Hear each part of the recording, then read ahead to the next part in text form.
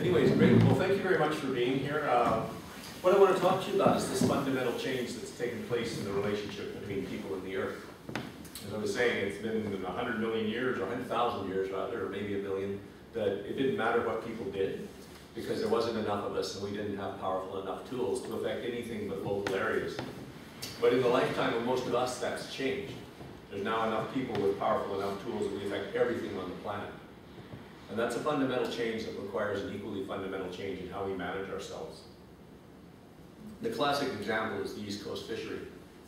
When Europeans came to North America, you could drop a basket over the side of a boat and pull up codfish. They were so thick in the water they couldn't escape an open basket. And for 400 years, they were the foundation of the maritime economy. Anybody could go fishing and make a living. And if somebody was ambitious and they fished a little more than they needed to for their immediate needs, they'd make a little extra money. And if they invested that in their boat or their nets or something, they'd catch more fish. Make more money, and if they invested that, they'd catch still more fish. And the more fish, more money, more fish, more money was a classic business success story for 400 years. It just got better and better and better and better and better, and then it collapsed. And there's something about better and better and better that doesn't naturally lead to collapse.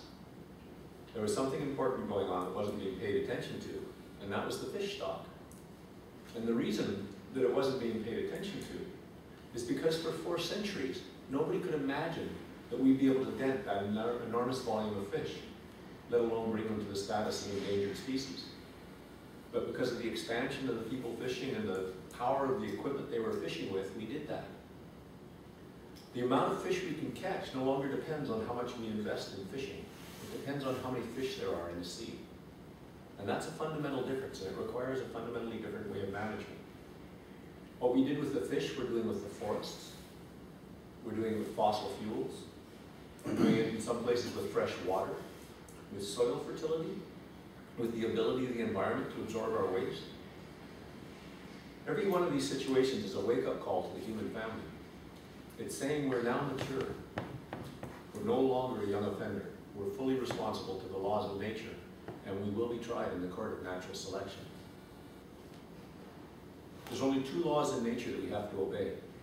One is the law of the minimum. How much resources do we need compared to what the planet offers? That's what the fish and the fossil fuels is about. The other is the law of tolerance. How much of our waste can we tolerate? How much can the environment that supports us tolerate? A good example of that is if you take fruit juice and put yeast into it, the yeast starts to digest the sugars in the juice and it produces alcohol as a byproduct. As time goes by, the volume of alcohol rises in the juice, and as it approaches 14%, yeast can't tolerate alcohol at 14% and it dies. So you'll never find a naturally occurring alcohol greater than 14%. Anything more potent has been refined. So when the human family recognizes that these 2 laws of nature apply to us in the same way that they apply to everything else that lives on this planet, and we resolve to build our societies to live within the law, then we can be here for hundreds of thousands of years to come. But we're going to have to make that choice. There's a time for growing. It's great when children grow, and if they weren't growing, that's cause for concern. But if any of us were growing like a 4-year-old, that would be cause for concern. While there was great open spaces on this planet for human beings to expand into, that's okay. But now that the planet's full, it's not. So that's a shift that needs to take place. But unlike the child who reaches a mature size and then automatically has a hormonal shift and stops growing, we're going to have to institute a shift in the hormonal structure of our collective human presence. There's never been a species as capable as human beings. There's no reason in the world we shouldn't be here for hundreds of millions of years. We got thumbs. They're remarkably useful and give us an enormous advantage. We've got great eyes and nose, ears. Our senses are fine, but they're not the best in the natural world. An eagle flying a mile up in the sky can see a mouse in the grass. We can't do that with our bare eyes, but we've got telescopes that can do that. We have telescopes that can see to the edge of the universe, microscopes that can see to the center of atoms, and all manner of other sensory devices that give us a perception and a depth and detail that nothing's ever come close to. And if somebody becomes interested in some aspect of the world and studies it, and looks at what's going on, and how it's working, and how we can work with it, it could take a lifetime, but once they get it, once they understand what the process is, they can share that with a group of people in a relatively short period of time. We've got knowledge that's come to us from thousands of years back in stories and books. And everything we know, we can pass to the generations that follow us. And we're able to work together. One person can accomplish a lot. A group of people this size, if you decided to work together on the transformation of this area, really focused your attention and your skills and organize the process and so on, you would accomplish an enormous amount towards the shifting of values here. And there's 6 billion people on this planet with a vested interest in our successfully adopting a mature state. So it's not a species that needs to sacrifice its young on outmoded economic principles. But it is a choice we're going to have to make. And that's what the question of direction, the cards that were on your seat when you sat down, is just introducing that basic choice that we have to make. And try to introduce the notion that perhaps we should review growth. We've been growing for a very long time. It's just assumed this is the purpose of society. But it's pretty clear to a lot of people that we're starting to create problems with that expansion and that it's time to review that. Maybe sustainability provides an alternative goal. And it's not a message that the media is going to carry, because it's all supported by commercialism and you know, the expansion of production and all that. It's going to be communicated by people talking with each other, talking with families and friends, talking with their networks, their churches, their unions, and whatever. That's how we have to communicate. We need to actively work with those cycles. And I'll talk more about the change process later. But I want to talk a little bit about why we have to grow. It was 1990 that somebody explained to me that our economic system, we were in recession then, it wasn't shrinking. It just wasn't getting bigger. We had businesses going bankrupt, people losing their jobs, losing their homes. And all the hard times of recession were happening at the greatest productivity we'd ever had. 1989 was our biggest year. It was sort of the last one in a series of growth years. 1990 was the same record volume, but because it wasn't growing, the hard times were happening. I'd done a couple of books on sustainability at that point, and I knew that we have to stabilize it, not contract our impacts. And when I got this message that the economy gets sick if it's not getting bigger, I had to understand like why, because that's clearly a big problem in terms of our finding a sustainable way to live.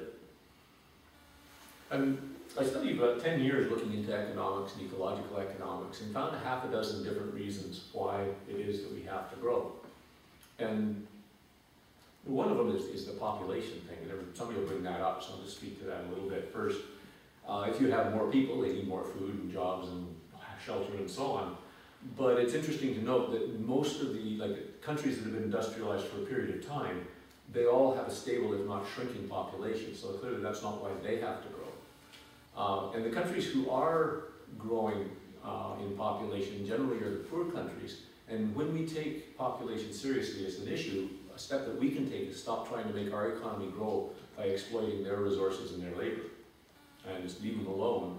Share what we know if they want to know it, and let them build up the businesses to provide the food, the clothing, and the shelter, and the education that they need to have the security in their old age that they don't feel they need 5 or 6 children. So that's one aspect. But the other one that I'll describe to you is what I call the growth hormone of the collective human organism. The idea is easier to understand if I give you a story first about 4 cowboys who've been out on the range all day and they're hot and tired and thirsty. They want to go to the bar and drink beer and play cards before they go home. So they go to the bar and they order their beer and they ask the bartender, can we borrow a deck of cards? And the bartender says, sure, I'll lend you a deck of cards, but I want collateral, holster or saddle or something to make sure you'll give me back the cards when you're done. I'll give you each 13 cards, which is a deck divided by 4, and at the end of the night I want you to give me back each 14 cards. 1 extra for interest. So the mathematicians among you have figured out somebody's going to be in trouble here, right? What's that got to do with our economic system?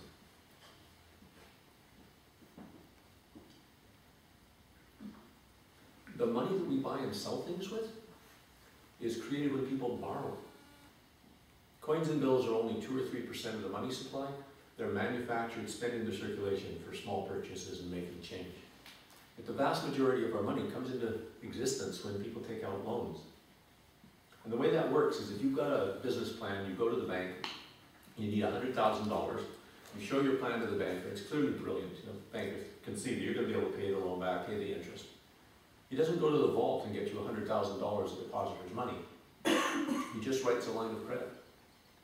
It might have ink molecules in it. It's probably